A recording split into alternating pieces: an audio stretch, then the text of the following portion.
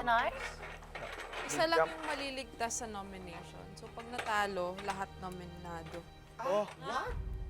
what? What happened? Okay, welcome to the club, some of you. Kinaumagahan, espesyal na tunog ang gumising sa lahat. Ikaw ang nanalo sa Big Jump Challenge at magiging unang parte ng Big Four ng batch na ito. Congratulations! Ikaw ang nanalo sa Big Jump Challenge at magiging unang parte ng Big Four ng batch na ito.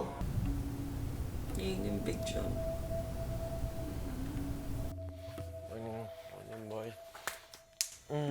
Good luck, ha? Good luck, boy. Paglabas ng kwarto, usapan pa rin ng housemates ang magaganap na big jump. Paano yun? Maglalaban-laban kayong apat? Siguro. Rambulan. Sabay-sabay kayo? So after ng game, alam nyo na agad kung sino yung Isa mo rin nasa ring bago... Or baka isa-isa kayo? Hanggang sa ipinatawag na ni Kuya ang apat na maglalaban-laban. Ano kayo magiging challenge? Excited na ako. Feeling ko sa akin. galingan natin lahat. Binabati ko kayong apat dahil umabot kayo sa puntong ito. Salamat po, Thank you, Kuya. kuya. Maraming salamat po. Maraming salamat. Magiging makasaysayan ang araw na ito dahil matapos ang araw na ito, isa sa inyo ay mapapabilang na sa Big Four ng batch ninyo dahil mangyayari ngayong araw ang inyong Big Jump Challenge. Kasabay ng malaking hamon na ito ay malaki ang nakataya. Dahil kung sino man ang mananalo sa Big Jump Challenge, siya lang ang maliligtas mula sa nominasyon.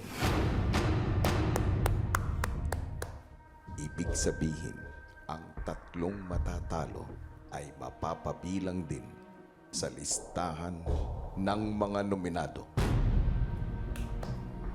Dahil sa laki ng nakataya, inaasahan ko na ang bawat isa sa inyo ay ibibigay ang kanilang best Apo, Kuya. because your opponent deserves your best. Kung ano man ang inyong haharapin sa inyong Big Jump Challenge, malalaman ninyo sa takdang panahon. Apo, Kuya. Good luck sa inyong apat. Thank you, kuya. Salamat po, Kuya. Thank you po. Pagbalik sa mga kasama, ibinahagi nila ang mga anunsyo ni Kuya. Araw na. Araw siya. Nice. Isa lang yung maliligtas sa nomination. So pag natalo, lahat nominado.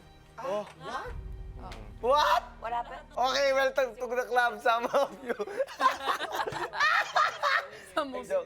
Wow, 70 po Oo, for super. nomination. Wow. Maya-maya si Gino nagbahagi ng saloobin tungkol sa naging anunsyo.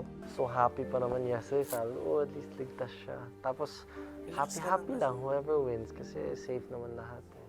Si Kiara, alam mo, kahit na kung manalo or matalo siya, happy na, sobrang happy na. Makikita mo rin naman na masaya siya dahil nga, ang layo na neto, boy.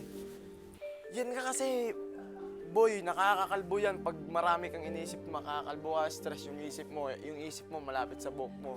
Makakalbo ka niyan, gusto mo. Diba? Tara, huwag mo masyadong stress yung sarili mo kakaisip. Smile ka na, Kuya Gino.